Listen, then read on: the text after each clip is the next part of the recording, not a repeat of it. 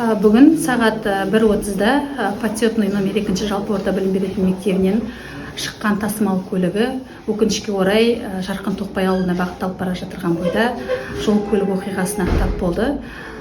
Оқиға былай болған болатын, жаңағы бағдаршамда тұрған автокөлікке, автобусымызға артынан 12-ші маршруттың автокөлігі келіп соқтығысып, автобустың ішінде 20 оқушымыз болды.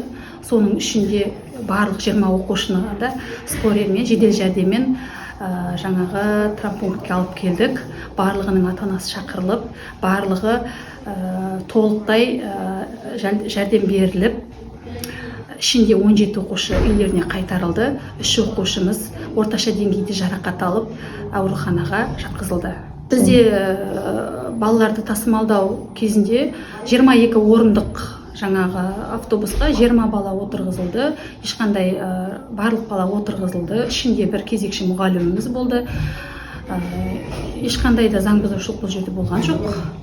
Бірақ дегенмен балалардың денсаулығы бірінші орында, ары қарай тексеріс жұмыстары жүргізілді. 22-ші жаңағы автобустың ішінде бірнеше адам болды. Мен барған оқиға орын алды деген бойда мен 5 минуттың ішінде жетіп барған болатынмын. Автобустың ішінен бірнеше жаңағы кішкентай балалар, 12-ші маршруттың автобустың оқушылары да бар ішінде. Біздің мектептің оқушылары, бірақ 12-ші маршруттағы. Және үлкен жаңағы ересек адамдар да болған болатын. Турсынова Жадыра Берікқызы, подсъемный номер 2 жалпы орта білім беретін мектебінің директоры.